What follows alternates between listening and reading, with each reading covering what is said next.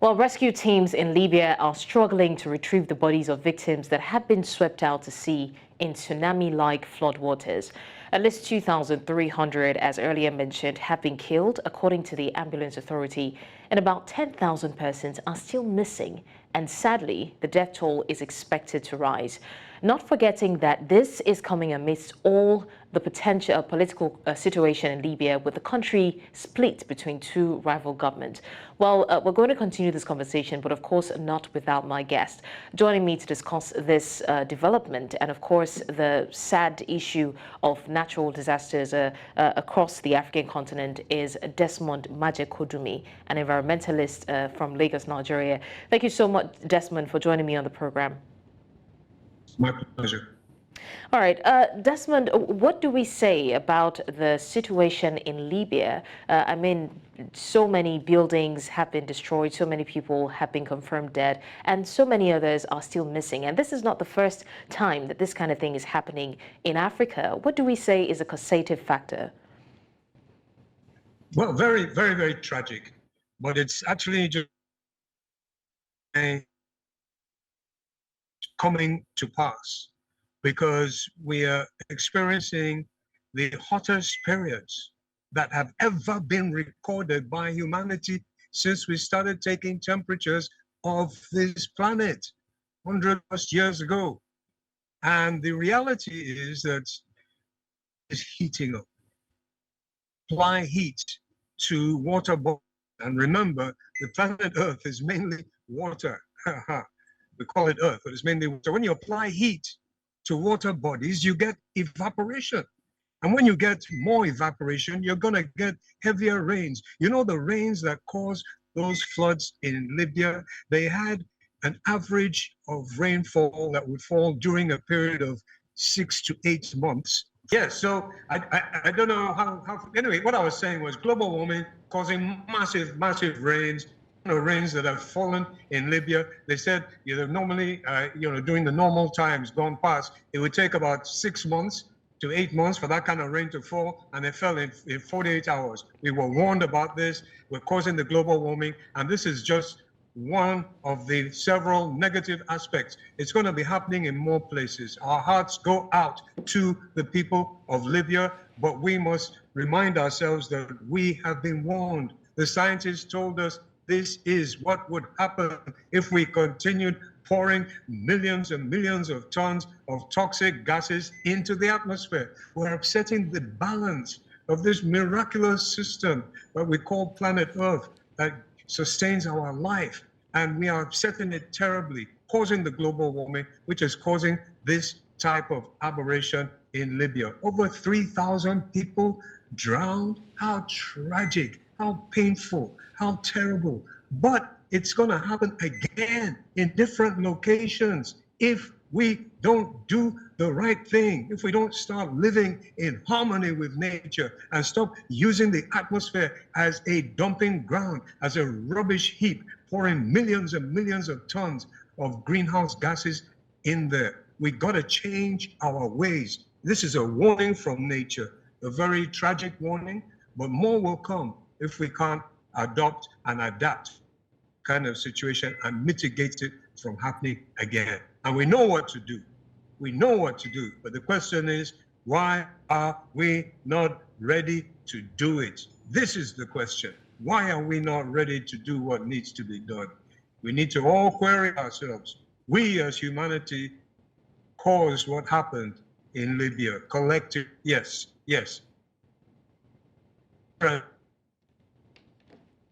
Was in balance, and now we've destabilized it. And this is why we're seeing what we're seeing. So we got to stop this negative action against nature because she's fighting back. Okay, Desmond, now, I mean, you have mentioned that this is probably or definitely going to happen again in different regions. How bad are we expecting it to get if things don't change? Yeah, that's a very good question. And what I don't want to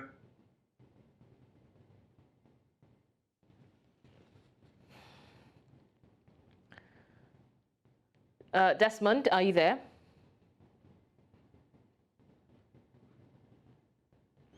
All right, well, seemingly we're having issues with Desmond's connection, but from what he has said and what we've gathered is the fact that this is going to keep deteriorating if something is not done.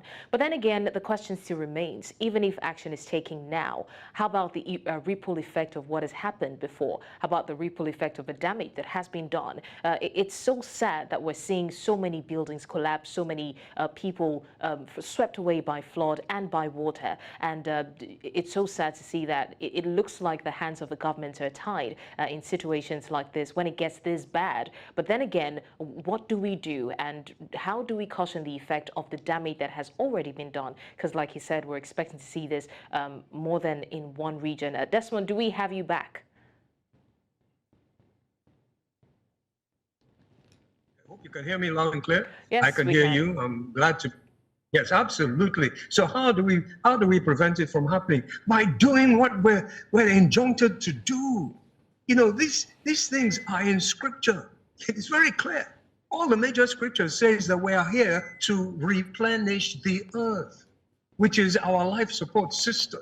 So it's kind of logical. And, you know, some of the things that we can do immediately is stop this pollution, stop this rubbish, stop this poison, and also allow nature to play her role. And how does she do that? She does that through various processes of transvaporation and also absorption of CO2. So she brings down the carbon dioxide, and then she releases the oxygen. Just leave the forest, protect the forest, plant millions of trees. You see, the good news is that it's not too late to stop. And it's like nature warning humanity. Look, you caused this. You guys, okay, like the situation in Libya, even the support systems, you know, emergency support systems, because there's so much conflict on in Libya. They are not able to maybe provide the succor and comfort that they should be able to for their citizens. But this is now another manifestation of this nonsensical attitude that we humans have been expressing for eons and eons and eons, you know, fighting and war and aggression and negativity and fighting just for yourself, for your profit, for your gain. And this is what's causing the pollution. It's the same problem. So it's like nature telling humanity, well, you've done enough now. Haven't you caused enough damage against each other? And you're actually causing damage against me, nature. And you're not the only living entities in this earth. There are millions of other living entities as well, which have to be maintained. So humanity, what you sow is what you reap. It's a wake-up call. Our hearts go out to the people of Libya. It really does. But at least we can learn from this lesson that if we don't change our ways, adopt new attitudes, more positive ways of living with each other, more positive ways of doing what we're supposed to do for nature, we're going to get worse. It's going to happen worse in places like Nigeria, in different parts of Europe. We've already seen similar things happening in other parts of the world. This year was, July was the hottest month ever recorded, and the hottest years ever recorded.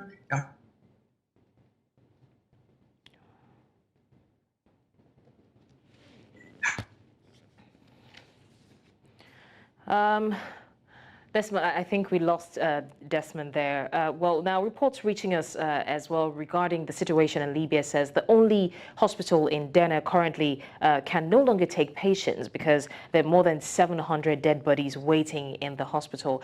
This is a very dire situation in Libya, and just like Desmond has said over and over again, that something needs to be done, and it's too bad that we couldn't get him. Hopefully we can get him back. I was going to ask him about whether or not the people know. You know, most times when we talk about climate change and global warming.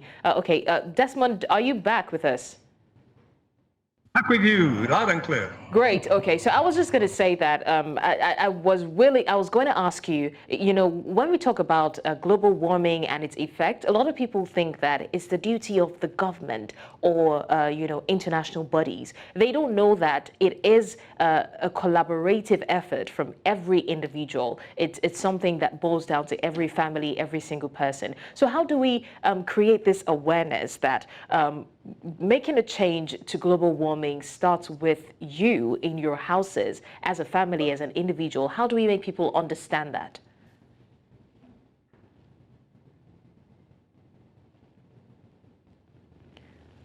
Okay, I think we lost Desmond again.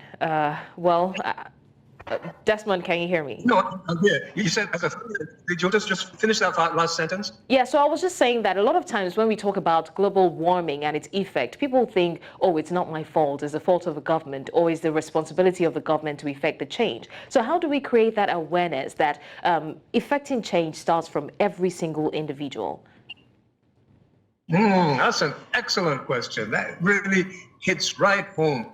That hits the nail on the head.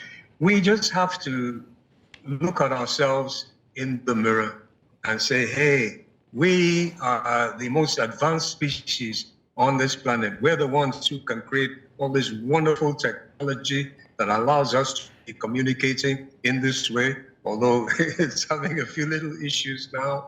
We are here for a good purpose, not a bad purpose. We got a orientation into our consciousness. In fact, it starts with the mind, just like every action is to. And what we have to do is renew our minds as individuals, as injuncted by scripture, that we must have a renewal of our minds, bring our minds into a more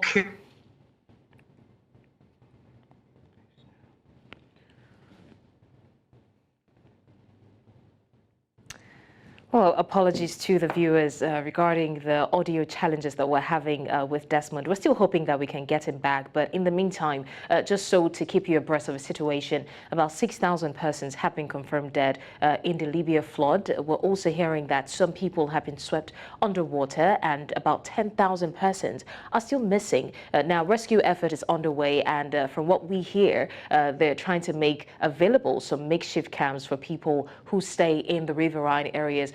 We also hear that some buildings have collapsed, like dams and bridges as well. This is a devastating situation, and our hearts really do go out to those in Libya. We have Desmond back joining us. Desmond, apologies about the audio issues. I think the network is really against us now, but we won't let it, will we? You were saying something. Please go ahead.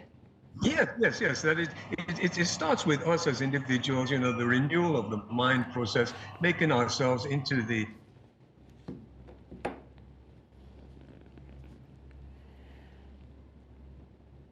love ourselves and love our neighbors. And what closer neighbors do we have than our own children? And surely we don't want to see our children suffering and struggling. Look what's happening in Libya. What a terrible, terrible, painful tragedy. God forbid that this will be our portion in Nigeria, in any of our cities, that we will see water just come in and sweep away our families, destroy our houses, destroy our livelihoods. God forbid this will be our portion.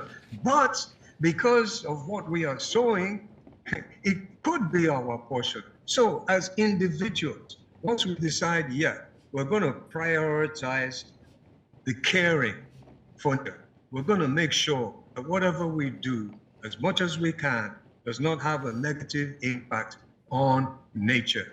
And that starts from the home. When you're in your house, try to reduce your energy consumption, especially if you're taking energy from the main grid. When you're in your home, in your kitchen, try to do separation of the waste, because quite often the waste goes in a wrong way, and it also gives off gases that can cause this climate change that is induced by the global warming. But also collectively come together and demand from our governments, demand that, hey, we must stop being addicted to poison, because that's the reality. Globally, humanity has become very, very addicted to using poisonous substance to produce her energy. And when you're putting this poison into the atmosphere, you're going to get the negative reactions that we are getting. So we need to try to now start transit to clean energy systems and demand from our want to go. I know there's some moves in Nigeria, and it's a bit difficult for Nigeria because our main economic resource is coming from fossil fuels. But you can use the oil in other ways rather than just burning it and adding to the toxicity that is causing this kind of problem. So we can insist that we want to go into clean energy systems, and they're becoming cheaper and cheaper.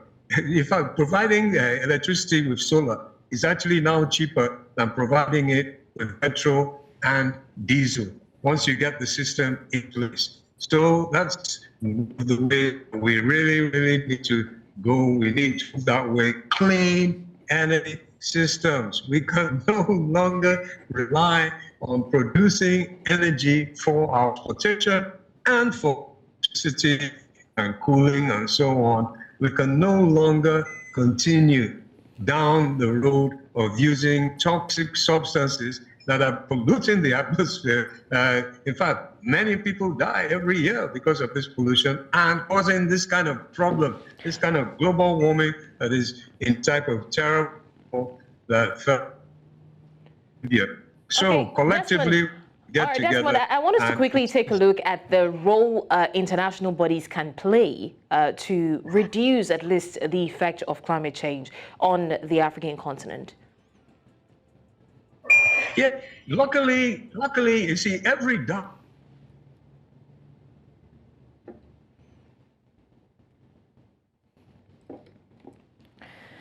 All right, while we wait to connect back with Desmond, he's going to be telling us the roles that international bodies can play or not. But in the meantime, we also hear that aid has been sent from some countries to Libya, countries like the US and some other countries who have sent palliatives as well. And we also hear that 2 dams and 4 bridges have collapsed in Derma.